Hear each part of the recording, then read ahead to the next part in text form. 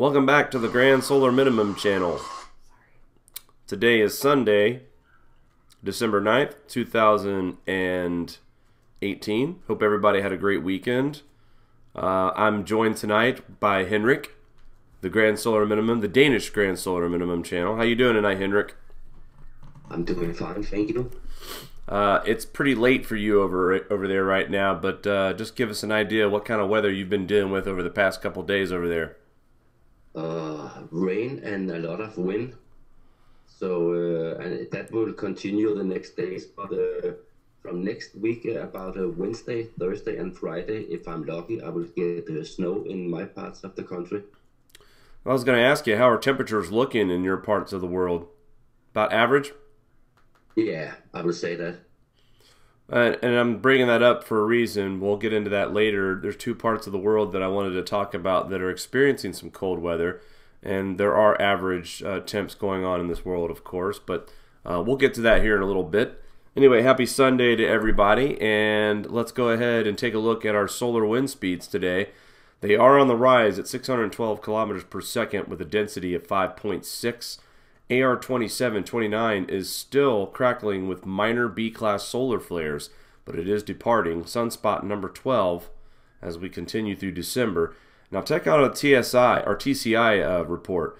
Last couple days we've reported on this. It's been at 38.8 billion watts, but now it's dropped a little bit more than what we're used to seeing as far as values go. It's down to 35 billion watts now. So that's quite a bit of a drop since we started monitoring the TCI. And in fact, that's probably the largest drop that we've observed here at the Grand Solar Minimum channel in the past several weeks since we started observing that. Taking a look at our KP indices. Now, they're reporting it at a 3 on SPACEWEATHER.com, but SpaceWeather Live is coming in right now with a 4 of a KP indices. So definitely some conflicting information. However, there are possibilities for weak minor geomagnetic storms between now and tomorrow evening. So we're not out of the woods yet for geomagnetic activity, but conflicting information right now, not really big deal. In fact, I wouldn't be surprised if this was the max that we get as far as our KP indices. Taking a look at our sunspots. Now, maybe I'm wrong on this, but as I'm looking at these three areas of interest, we zoom in just a little bit here. Each one of these, one here in the middle of the sun, and one on the far eastern limb. If you notice, compared to the sunspot that's on the western limb, these two sunspot areas, or not even regions yet, but just active, are considered at this point reverse polarity on the as far as looking at the magnetics of these active regions right now. So we'll keep our eyes on that as well. Those are just above the northern, the equatorial region of the sun. Now, this is not a clear indicator of cycle 25 starting. It's just now that we are starting to see these little blips and blobs here more frequently in the solar cycle 25 region. And taking a look at the solar X-ray flux, solar proton flux, it's been quiet, still below 1 in the geomagnetic activity, and the solar proton flux had a brief uptick and has since declined. And that was when we started observing that sunspot. And here we are looking at the SDO in motion. And we look at that active region, two different spots. And let's point them out here with our handy dandy arrow. This region right in here is where we'll see the development of a sudden sunspot right there. I shouldn't say sunspot yet, but it's an area of interest. That is of, you see a couple releases there. And then, of course, the one on the eastern limb as well. Those two areas are indicators right now so far are pointing at reverse polarity. So keep an eye on those two areas of interest. Other than that, that coronal hole that we were worried about adding more solar wind to the Earth's magnetic field appears that it is closing up as it turns into Earth facing, or is not quite as a threat as we once had thought. So for the time being, no new coronal holes appear to be developing at this time. And let's take a look at the reverse side of our sun, as we have been tracking that active region that's coming in now on the eastern limb of the sun.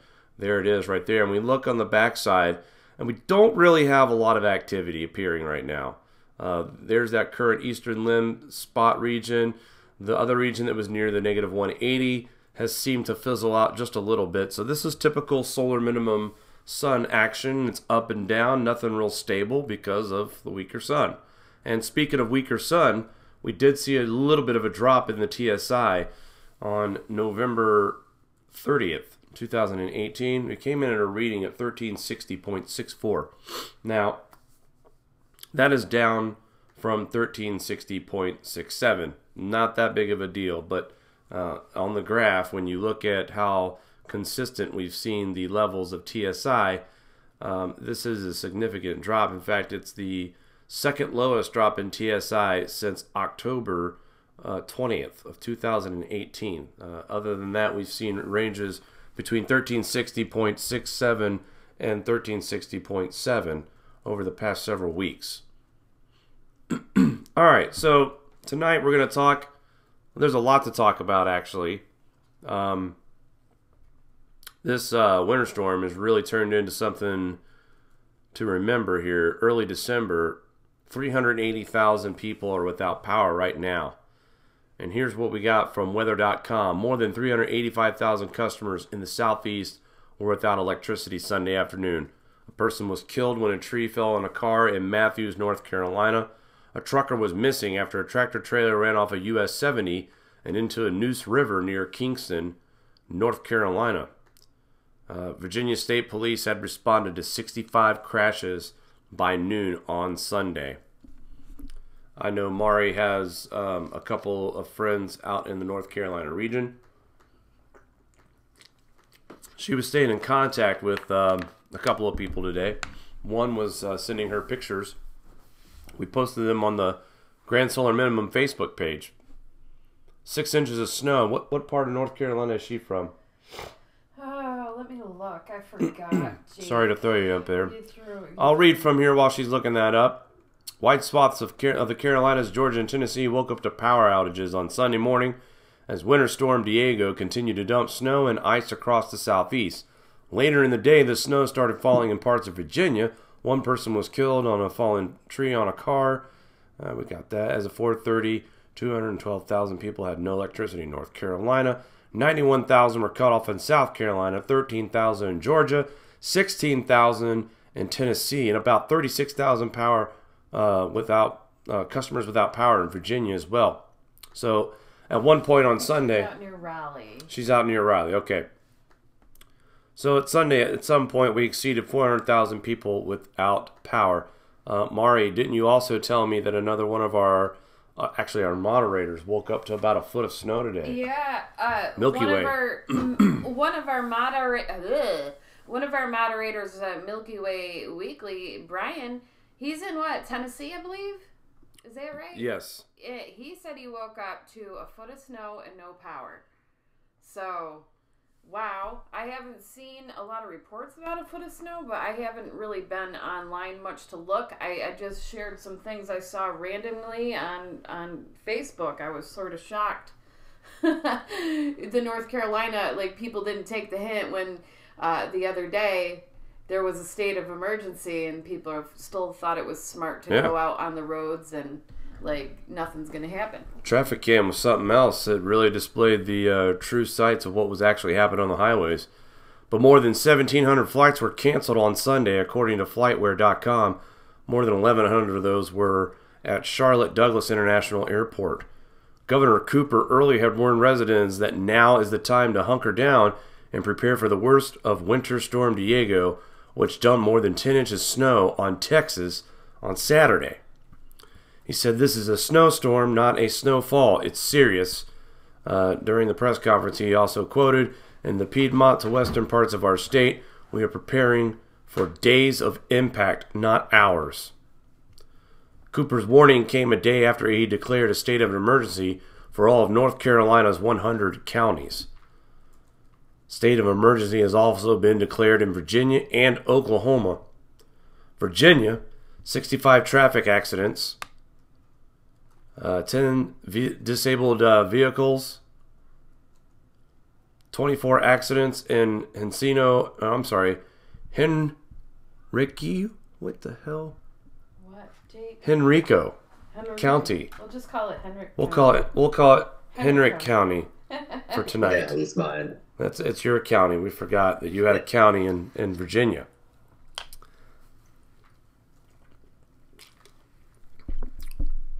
Bear with me, folks. Still kind of struggling with this pesky cold. Says a tree fell across Interstate 64 at Virginia's 155 in New Kent County. Colonial Williamsburg closed at 3:30 because of the storm. Governor Ralph Northam had declared a state of emergency Saturday and urged residents to prepare for the possibility of a wintry mix of snow, sleet, ice, and rain for parts of western and central North Virginia. Again, the similar warning that North Carolina gave his people just a few days before this storm actually hit. It says here in North Carolina, Interstate 26 was closed overnight in both directions. The steep Saladia grade, after several semi-tractors got stuck on the roadway, North Carolina's Department of Transportation said the interstate reopened about 5:30 this morning. At a news conference Sunday, Governor Cooper said that parts of US 70 was closed after a semi-trailer truck ran off the road and into the river near Kingston about 4 a.m.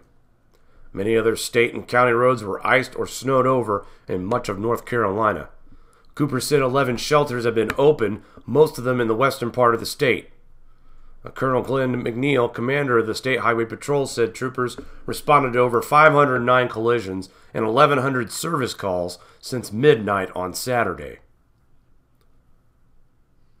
Tons of Twitter. Here's Tennessee. Freezing rain led to ice accumulation on bridges and overpasses near Clarksville and Tennessee overnight. Also, parts of northeastern Tennessee saw heavy snow. Tullahoma also saw plenty of rain. South Carolina, ice was the problem. In the upstate of South Carolina on Sunday morning, crews in the Spartanburg County were on the road before the sun rose to begin repairing hundreds of downed power lines. Dozens of cars were stranded along the roadways. Oklahoma, more than 10 inches of snow fell on parts of Oklahoma over Friday into Saturday, leading to limited traffic issues.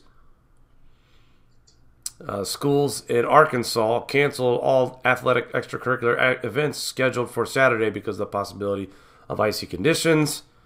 Just as a precautionary, they canceled Saturday night's tournament basketball game that was scheduled.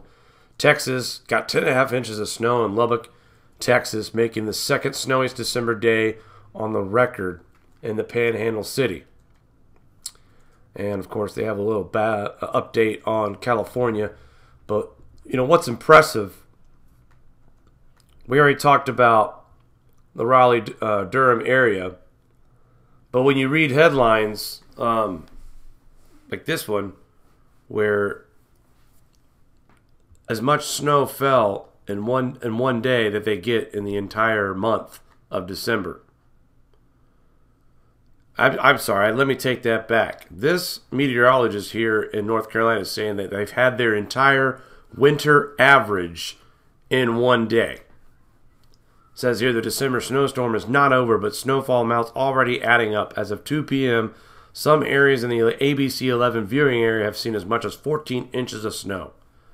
Person County, 14 inches. Wake County, 7. Almanac County, 11 inches. Durham County, 12. Orange County, 10.5. And look at some of these records. 9.1 inches, December 11th, 1958. 8.5 inches, 1892. 1930, December 17th, was 7 inches. And December 12th, 1917, 7 inches. So, you know, we're talking about records. This is only twice that they've seen over 9 inches of snow in the last 100 years in the state of North Carolina.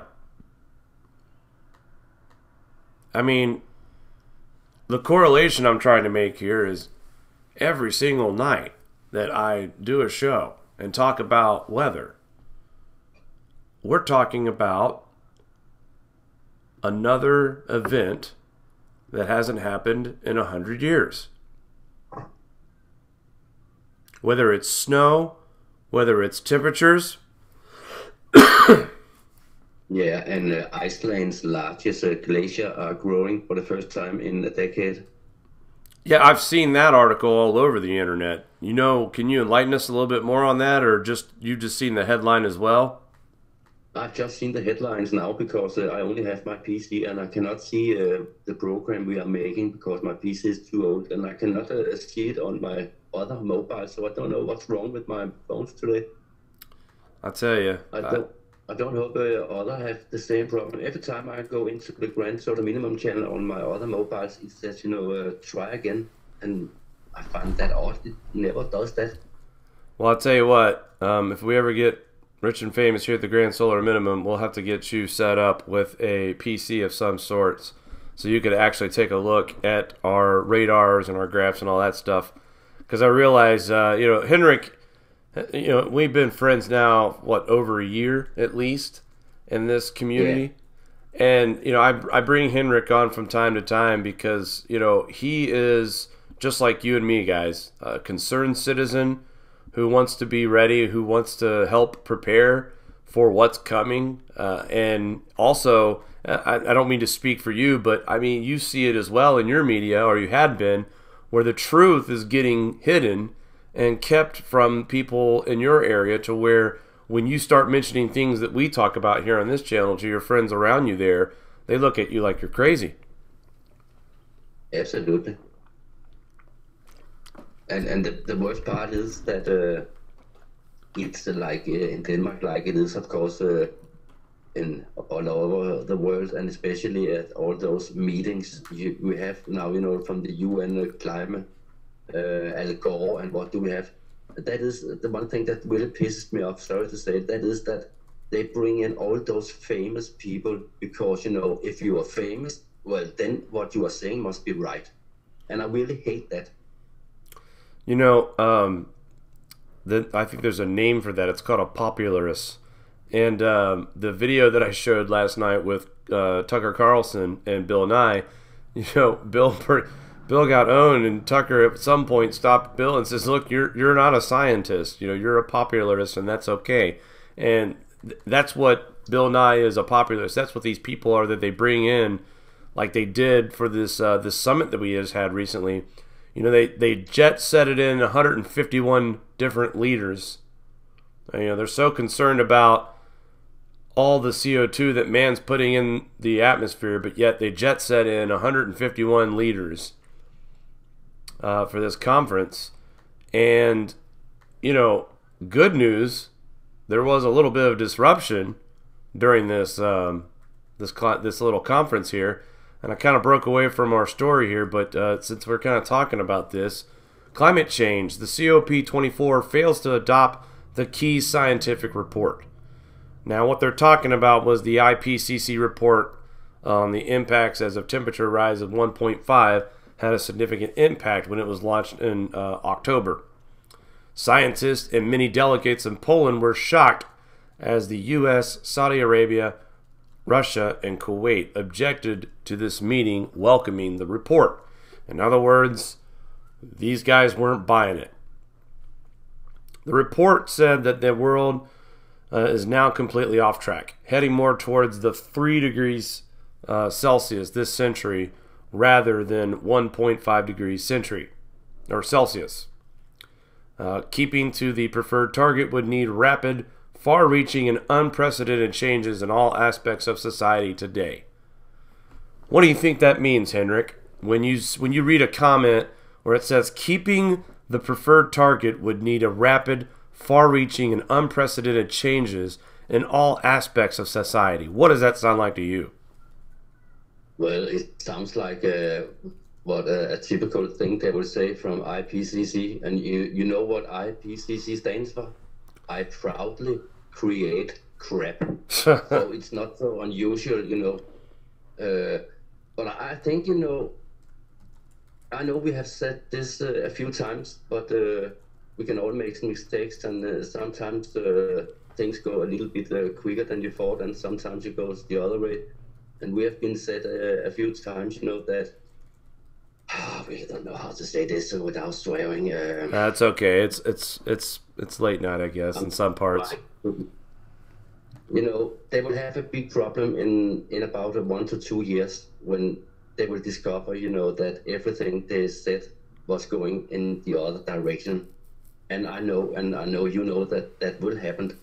And like I said, 14 days ago in our last show, when they have been starting all the trouble in France over the fuel prices, I said that was only the beginning, and you can see it's not stopping. And I'm so sure that this will spread to other countries. And like I said, 14 days ago, I think, like I said, it's not like this will be a global thing, but it will start in Europe. And when people realize in a couple of years or 3 that the governments all over the world have been lying to them about CO2, and now it's going the other way with the heat, then I think that the governments will have very big problems, because I think people have found out now in France and all over the world after watching this, you know, that the normal man, if we are enough and we make enough trouble and make not enough destruction, well, then the government have to give after. And I think that is a big shock for not only the French government, but also from governments all over the world. But they are not talking about that, not loudly, but I will bet my ass that they are talking in every corner about this, and they are so scared for what the future will bring. Well, I'm glad you brought up France, because to me, when you see things like keeping to the preferred target would need rapid, far-reaching, and unprecedented changes in all aspects of society, it sounds like something that the French president is trying to enforce on its people right now.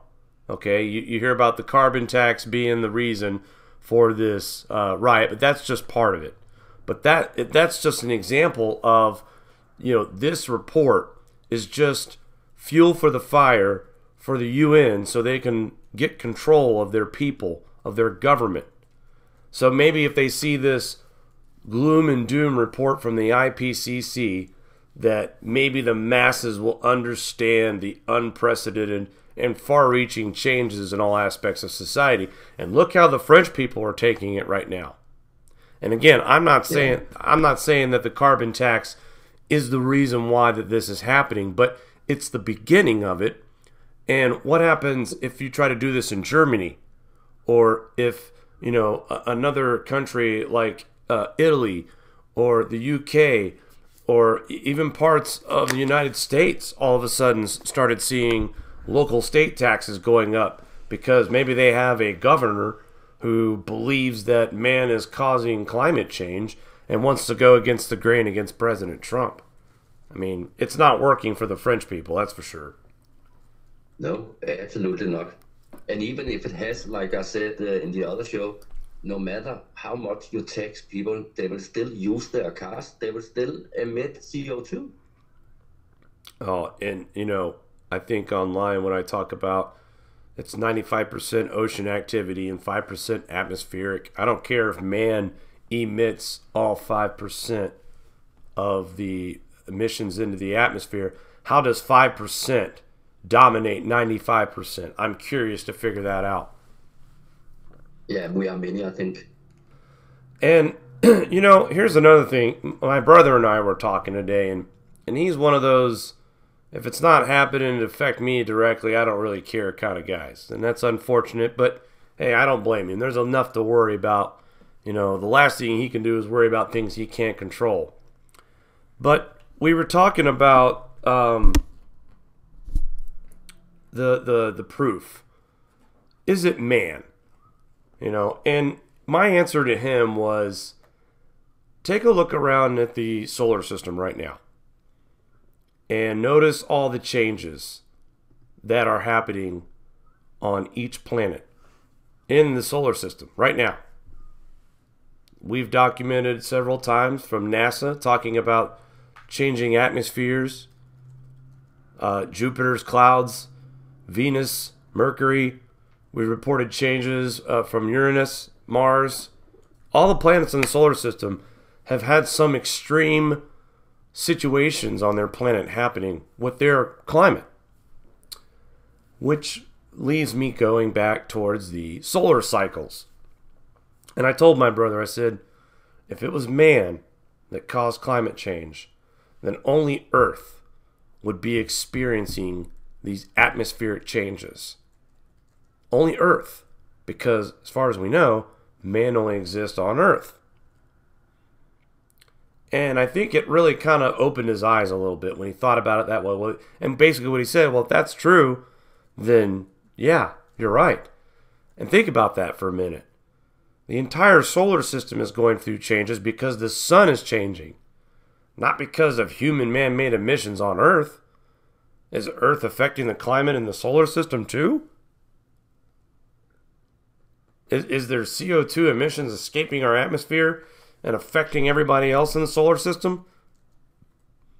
Because I'm trying to make that correlation of how is that just a coincidence that the sun, when it changes, so does the atmosphere and the behavior of the entire solar system. We're all connected magnetically. Makes sense to you, right? Yeah, I totally agree, and I often hear from people, that absolutely don't believe in sun cycles in any way. They say the sun have absolutely nothing to do, and I always say to them, okay, if the sun has nothing to do, then tell me, how long do you think there will be any life back on Earth if the sun turned off now? I know it's not a possible thing, but it's right. Just to think about, everything will freeze, so quickly. It would be a flash. No one would even know what would happen. And Henrik, you're on fire tonight. You keep leading me to my next points. And we're talking about how mainstream media won't talk about solar cycles and whatnot. But listen to this. This is from a Denver, Colorado news station. Channel 9 News and NBC in Denver, Colorado. Check out this little video, guys. It's only 2 minutes long. But listen to this. Much of the country has seen record cold this fall. Scientists say the sun is nearing what's called solar minimum, which is a low point in solar activity.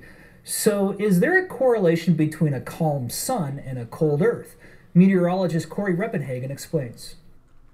This is video of the sun that I shot today. Notice the even and unblemished orange surface. No sunspots, which appear when the sun's magnetic field is active. In fact, the sun has been relatively spot-free for more than a year, an indication that it's nearing solar minimum. The number of spots waxes and wanes over the course of about 11 years. Scott McIntosh is the director of the High Altitude Observatory and currently the interim director of All NCAR. He says we are about 10 years into the current sunspot cycle, which even at its peak in 2014 was the weakest in nearly 100 years. So it's been trending down by about 25% per decade. And now we have a Colorado high country benefiting from a cold and snowy fall, the most early season snow cover across North America.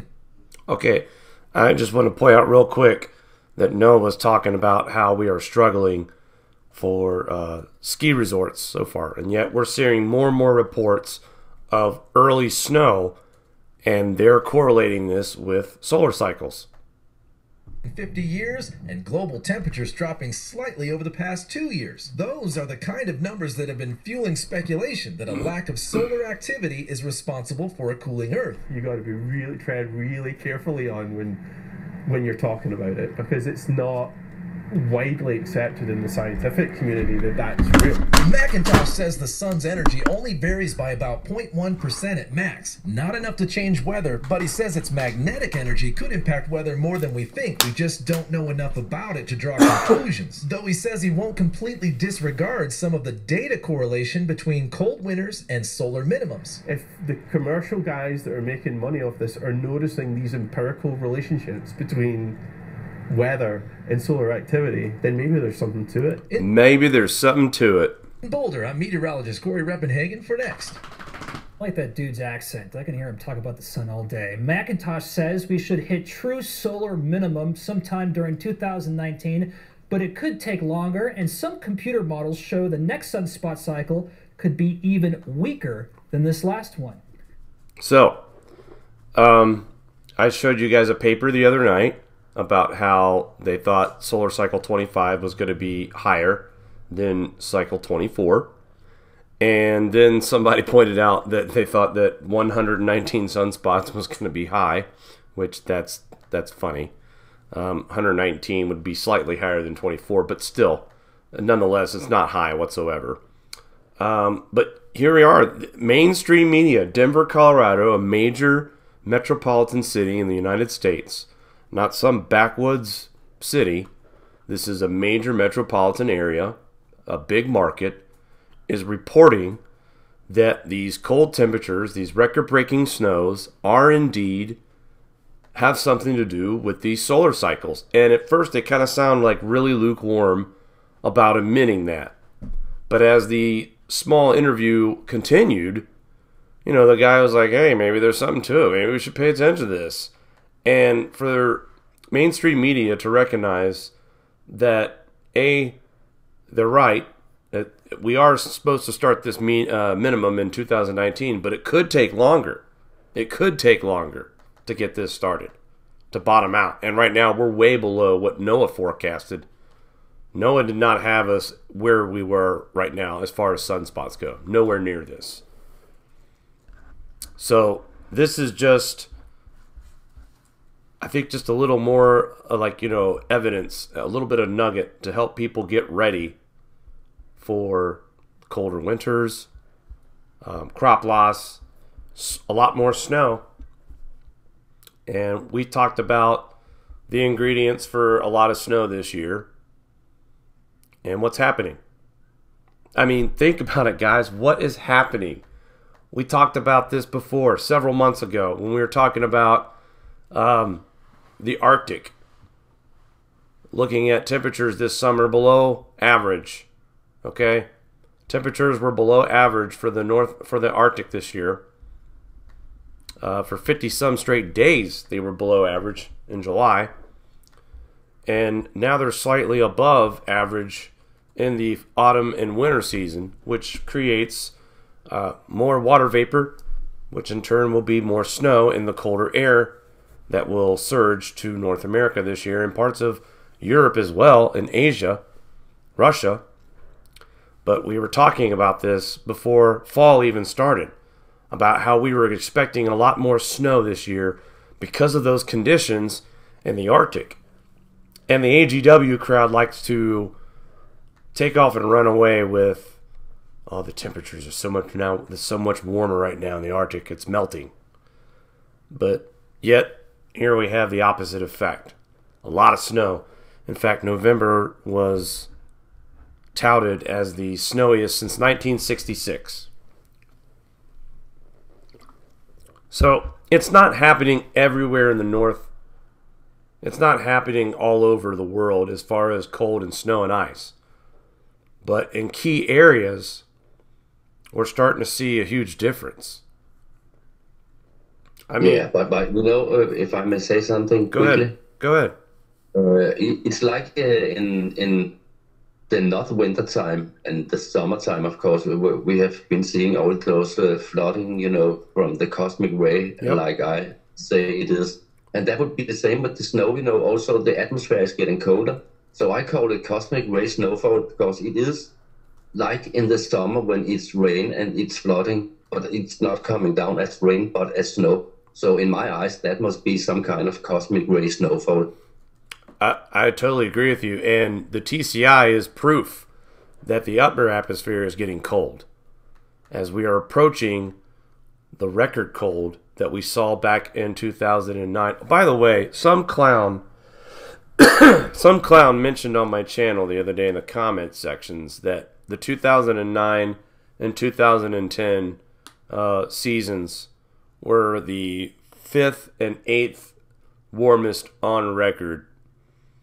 Now, I know a lot of you out there all over the world experienced a pretty cold winter in 2000. I know folks in Russia, UK, here in the United States, brutal winter, cold and snow. And we broke so many temperature records that year and snow records. But, you know, it's sad and depressing to see how far that these AGW people will go to twist people's words. And this guy is mentioning First of all, he's talking about satellite record. Since 1979, he's saying that 09 and 010, or in 2010 were the 4th and 8th warmest years on record. Now, that's just from 1979. That doesn't go all the way back. So that's cherry-picking data right there for you. That's how they defend themselves when we start talking about cold temperatures. They start throwing that, well, it was the 4th and 8th year warmest year on record back from 79, or are we talking about all the way back from periods that we can measure with ice cores and tree sediments? But they don't want to debate that, information. They only want to live in the now and the trend that we've seen, and we have seen it, but it's over. But I just think it's funny. But you're right. The atmosphere is getting colder. Proof's right in front of our face, and that's why we're seeing these kind of stories on our mainstream news media sites. Mari, do you want to add anything about what we're talking about as far as it seems to be the increasing amount of articles that are starting to talk about solar cycles as the reason why we're looking at all this cold weather and snow so early? At the end of last year, the information started, we sort of joked about how it was starting to be disclosed. And then looking over the past year, when 2018 started, it just seems more and more and more. And now it's at the point where you almost get articles on a weekly to every other day basis about the solar minimum affecting the weather. They are acknowledging it, and there is no disputing it at this point.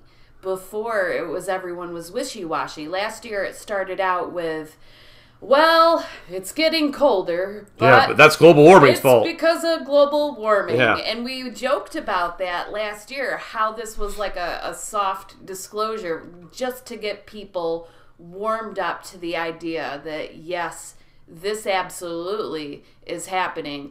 And there is a lot of people who jumped on the global warming train who are sticking their feet in their mouth. They're just embarrassed. They're eating humble pie because they have to accept the fact that their reality, their answer that they latched onto is not correct. And that's the worst thing you can do in science, is to latch onto an answer. It's not settled. And blind yourself to everything. My other favorite attack or claim that whoever denies that we're cooling, their favorite thing to say is, oh, we're not going into no ice age. That ain't going to happen. You hear that. Bill Nye made that comment to Tucker Carlson. It's like, oh, that ain't happening. Well, nobody over here is talking about an ice age, full-on ice age. I mean, there's so many technicalities to what considers an ice age, but no one's talking about the day after tomorrow type of cooling at this point. But that's not saying that we're not going to see that, because we've got to get through solar cycle 25 first. I think. Yeah, and we also got to remember that we have to get used to what we are calling records, because the coming years there will be so many records in both heat and cold. Yes. Because it's not like we're not gonna have heat records. Of course, we will have heat records. It's just going to be unusual places, or I'm so sorry, it's not unusual because the climate has always changed and always will. But you know what I mean? Yeah, no, you're right. Used to that. Go ahead, bud. I didn't mean to cut you off. No, I'm finished. No, you're right. We're gonna see heat records. We had a pretty hot summer up here in upstate New York. I don't think anybody on this channel has ever said that we're gonna go without heat again. That's not what we're saying. When we talk about global cooling, it's just that, cooling. We didn't say global icing. Yeah, and now we are heading through the finish of this year, when I'm thinking back on the year 2018, it will always strike me how little you were reading about the cold record we had back in April, minus 98.6 degrees Celsius. I can really still not believe that the whole world was not writing about that record. I mean, that you're right. That was a huge feat, in my opinion, to be that cold. And I don't care where it's at. The fact that this planet was able to register that temperature. And I'm telling you, we saw some other areas in Northeast North America as well that saw some pretty cold temperatures. Not quite as cold as that, but close to it. I think at some point last April, we were talking about, was it like 1,800 cold records to 300 like warm records in the world during April. So, 2018 was definitely interesting. 2017 was definitely, I think, was the beginning of what's to come. And I still don't think we've seen everything yet. I think we're only still getting bits and pieces of what's to come in the future. Yeah, and I still have to say, that there's so many people that are still using that argument. There have never been so many changes in the weather or climate as there is now. And, that's totally bullshit, like I've said so many times. It's just because people have mobile phones everywhere in every country, every city. They didn't have that 20 years ago. That's a very good point. We do see a lot more. We see a lot more weather reports because of the accessibility of someone who has a camera phone that's available at hand to document weather at a snap of a finger. We've all done it. So you're right. But I still think that... And you also have to remember that you don't have to go many years back in time before the weather was... people was talking about it. But today, everybody it's so big to talk about the weather and the climate. Back in the 50s or 60s, people didn't know. There was this headline about some ice, but it was not like today, that everyone had an opinion. And if we will not have the same opinion, we cannot be friends. It was not like that, It's so overheated right now. It's almost, it's worse. I think right now when you disagree with one cause and the other, it's almost like everything is being divided up politically, religiously, and now scientifically we are being divided. And, I slowly but surely we see the consensus changing, in my opinion. And I think when you look at the weather map and you're talking about December 10th, and if I had to take a small stab at this, but about 85% to 90% of our country here in the United States is in line to receive at least frost, if not potential freeze tonight. Everybody in the United States, except for Florida, parts of southern Georgia, parts of Arizona, California, the West Coast, Washington, and Oregon. Other than that, everybody's cold. That's a pretty big area of cold air, considering that NOAA has called for above average temperatures for 80% of the country from December through February. And that's just here in the U.S. I know here the old Farmer's Almanac is so far accurate. We were talking about the Battlezone of the United States for this winter, according to the old Farmer's Almanac. And I'll zoom this out a little bit and show you guys, how much I love using the arrow, if this map will cooperate. Okay. Looks like it's froze up on me. Guess I'm not using that. Where I wanted to go with that, the battleground that the old Farmer's Almanac was predicting was in this area right here. The official battle zone of the South, right where this arrow is pointing in this direction. And we got our first taste of it already. I mean, you live in Tennessee and you wake up to a foot of snow. That's not typical for December 9th. Or January 9th at that. It's more likely to happen in January, February, but not in December. Already we're starting to see that proof.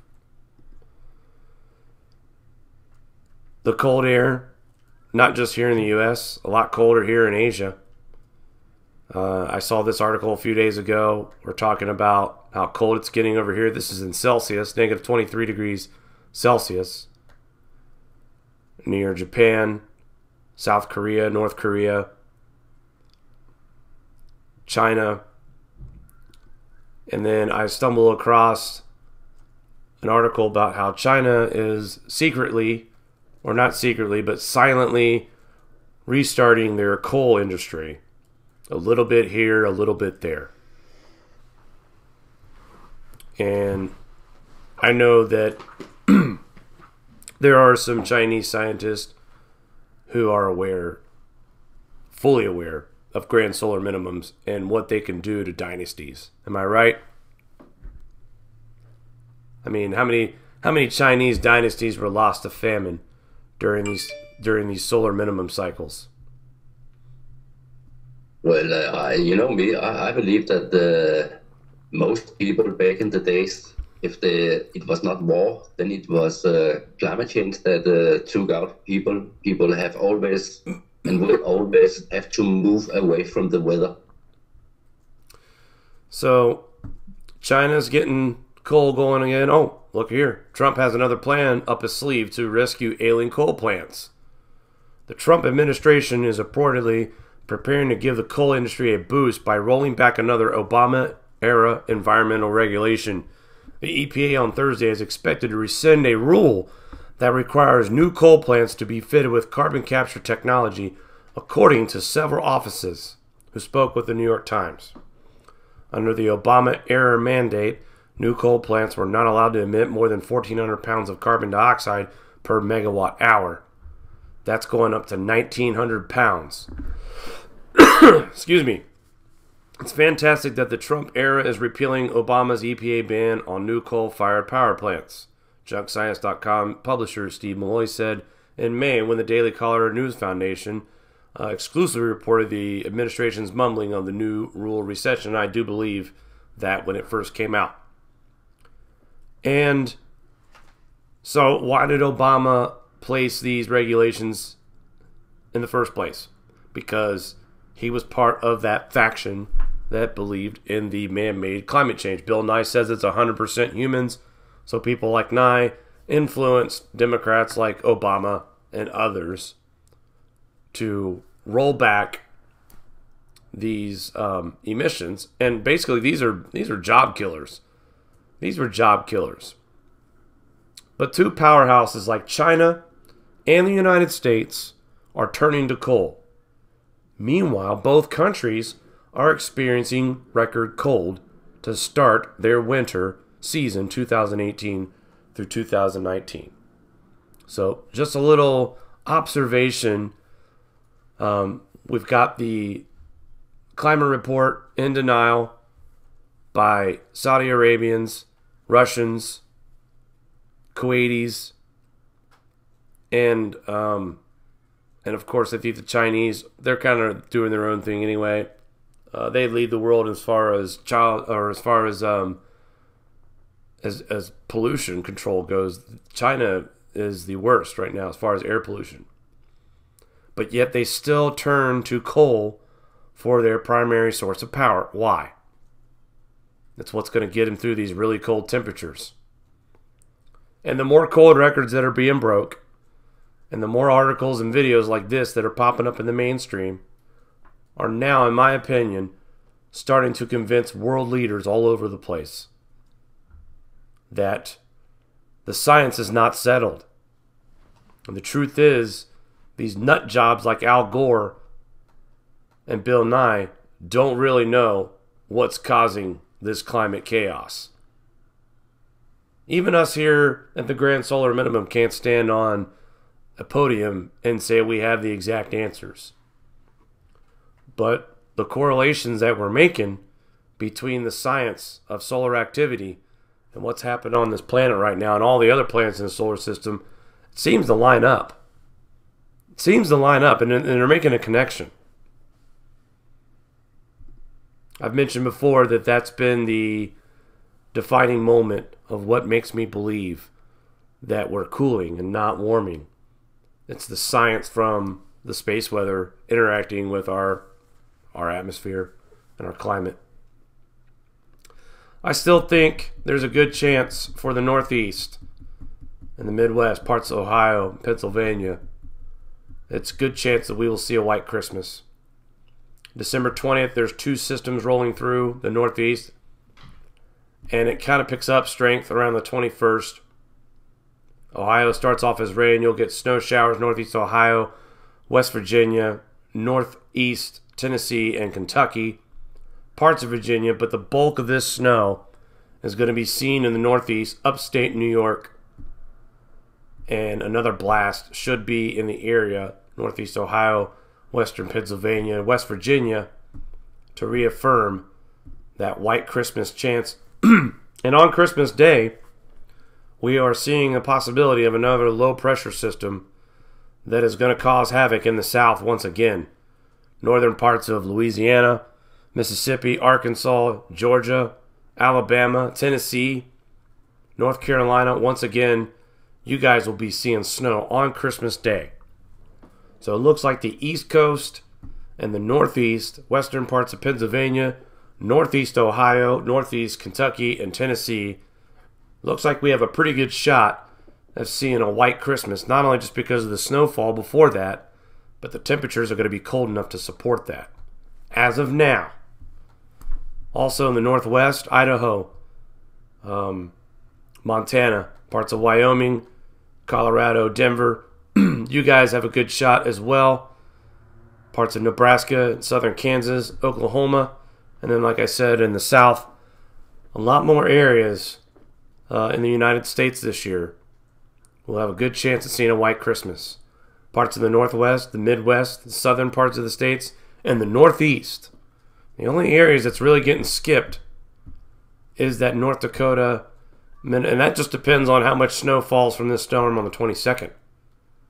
Because temperatures will remain below freezing through the weekend, and it's possible that there will be snow on the ground for Christmas Day.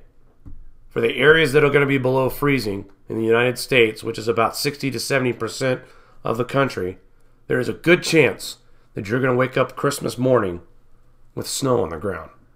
At this point, much snowier December than last year as well. So the records will continue to fall.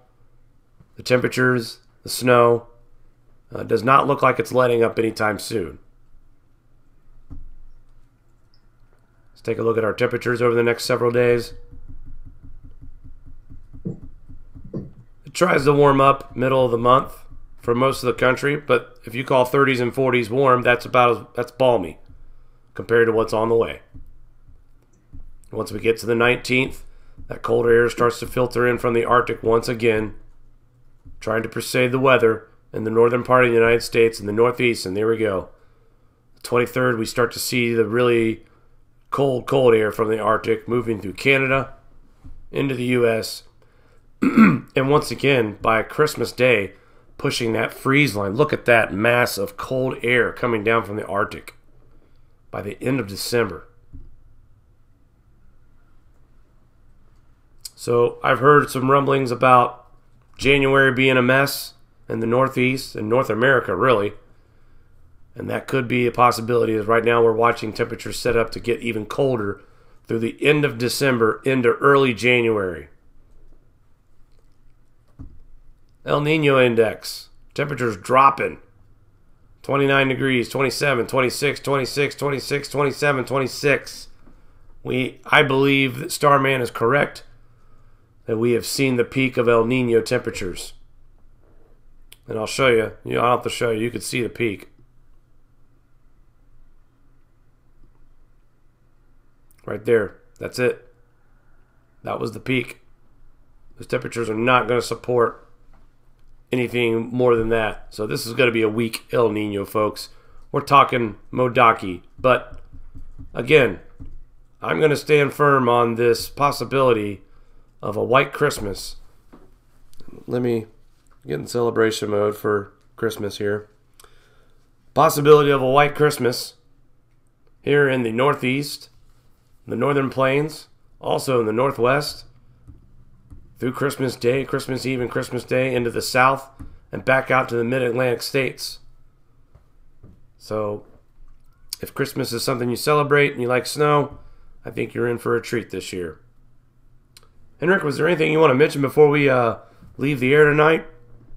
Yeah, man. Don't eat the yellow snow. Don't eat the yellow snow.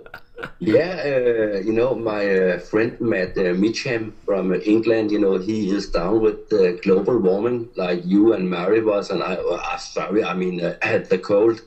But it's like, in the future, I was thinking about if they want to change that too, so we don't have anything called the cold. So now it will be the global warming. Well, and they'll hide behind climate change instead of global warming nowadays. But Mari, is there anything you'd like to add before we head off the air tonight? Well, I love our community. I'm excited what next year will bring with our community.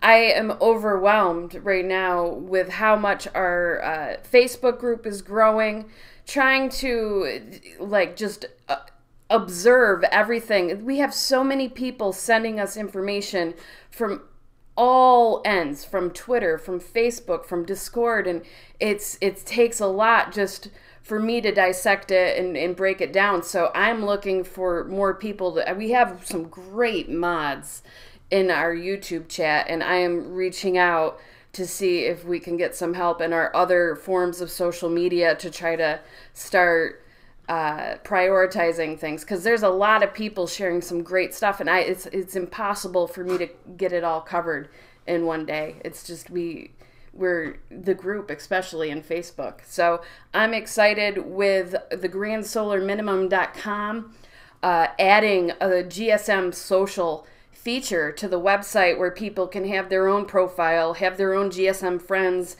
that they can message back and forth, and have their own social media platform right on our website to sort of keep it nice and family oriented, hopefully. Well, someone asked for a dating site, and I wasn't going to go there, but right. I guess that could be possible for you dorks in the chat if you want to go there. There's a lot of funny people in the chat, Jake. And I just want to welcome everyone. We are a big family here, and the more people sharing the information and just creating that sense of awareness, the better prepared our future generations are going to be. So thank you for all just joining here and gathering with us every night. It's wonderful. I think the best part about our webpage becoming a social platform, Mari talked about how you can log in. This is going to be like a Facebook, like a Grand Solar Minimum Facebook on our website. And there you can share articles that won't get filtered out by Facebook, that won't get censored by YouTube. It'll be a place where we can share raw information and real-time events from all over the world. So once we get everything integrated and ready to go for that, we encourage everybody that's a subscriber to YouTube and our Facebook page to sign up on our page, and it's free. We're not charging, right? It is absolutely free. We are not a bunch of misers here begging for money, trying to sell you stuff. We just want the community to get together, share ideas, and get the information out. When you come to censorship, man, we get so censored on social media. There's no reason for, as long as myself and Jake have been around, we started this channel with the Grand Solar Minimum, and it's just amazing to see how many other channels have followed suit after us. But it's crazy how much we are very targeted censorship-wise compared to other channels. In fact, other people sharing information in our Facebook group, I tried to approve posts today. I was getting an error, and I'll have to tweet this out and share a screenshot of it. It says fatal error. That's happened Summary, to me. something went wrong. Description, we're having trouble completing your request. Please try again. And that happened the past 2 days trying to approve people's posts in our group, and it's frustrating, and that's why I'm resorting to really using our website as a platform to share the ideas without being censored, because it is so frustrating, I'll tell you. Yeah, and I have to say that I'm very angry at YouTube for putting labels under my videos. So every time I'm doing a new video now, I'm putting a label down under my videos where I'm writing that global warming, man-made or man-made climate change is not happening, no matter what label YouTube put under my videos. Yeah, I mean, here it's so funny because it's such a contradictive, hypocritical thing for YouTube to do, because some of these channels that run ads get paid for their content, but it's almost like YouTube doesn't trust us enough. So like, yeah, we'll pay you for the content, but it's not real. So here's this little Wikipedia card that goes underneath the video so people won't get confused. But why would you pay somebody if it was disinformation? That's what I don't get. Yeah, and I don't. I'm not even monetized on my channel, you know, and they put labels on it anyhow. Even if you are monetized, Henrik, we battle with demonetization. They will say that, you know, we have these corporations saying that they own the media. And I mean, my Al Gore Grinch video got tagged, even though it's completely fair use and copyright-free music that I use. Gorefest. Gorefest got tagged for that damn Pink Floyd thing. Look, YouTube has an automatic scanner on the videos. And if you have a song that's copyrighted by another band, it will flag it as you're copywriting Pink Floyd or whatever. The bands that we were playing during our Gorefest, it was sarcasm, first of all. Those weren't actual bands playing at Gorefest. But the funny part is that the Pink Floyd cover band was the one that got us the copyright strike or the copyright violation alert. It wasn't a copyright. They just demonetized it because it copied Pink Floyd, and now it's supposed to only do that when it's note for note. I don't know if you guys remember that video, but there was nothing note for note. That Pink Floyd band was awful, and now Pink Floyd is getting the rights, the royalties to that. For our video. For the couple seconds that we played it, we've lost complete monetization of all 45 minutes of what we put up. So it's ridiculous. You know, luckily we don't thrive off that. We have real jobs. We do this in our spare time, but it's just obnoxious what they do. On another hand, I forgot to mention we did get a super chat from Connecting the Dots, and I just want to say sincerely thank you. We are humbled by your support.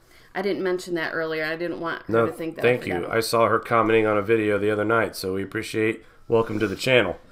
Henrik, thank you once again for joining us. We will have to do this again very soon. You are so welcome, and yes, we have.